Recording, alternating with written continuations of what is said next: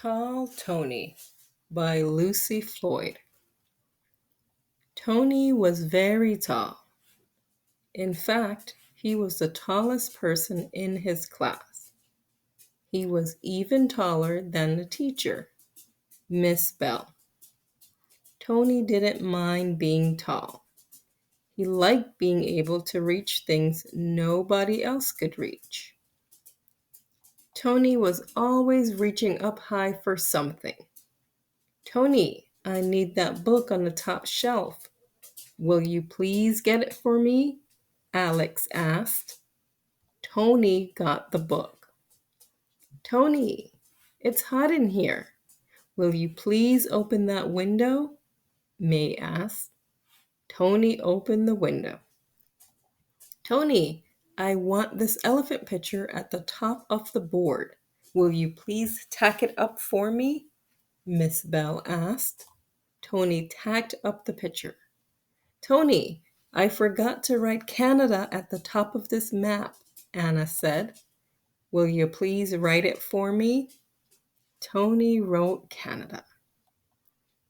Day after day, Tony had to do things because he was the tallest person in his class. Who had to draw stars at the top of the mural? Tony did. Who had to measure the clock and the door for math lesson? Tony did. One day, Tony got tired of doing all the reaching. I'm going to shrink myself, he thought. Being tall is driving me crazy. I've got to say something about it. So Tony raised his hand. Yes, Tony, said Miss Bell. I want to say something to the class, Tony said. Later, said Miss Bell. Right now it's time to go to the gym for basketball. In the gym, everyone gathered around Mr. Sams, the basketball coach. A basketball team needs a captain, he said.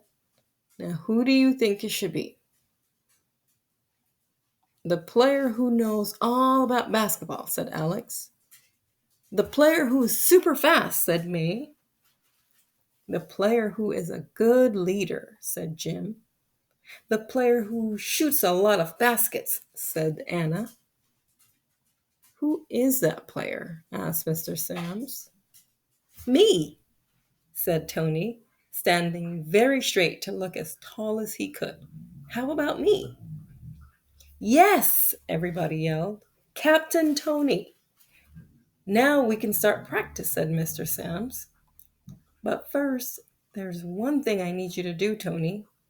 Name it, coach, said Tony happily. The basketball is on the top of the shelf, said Mr. Sams. Will you please reach up and get it for me?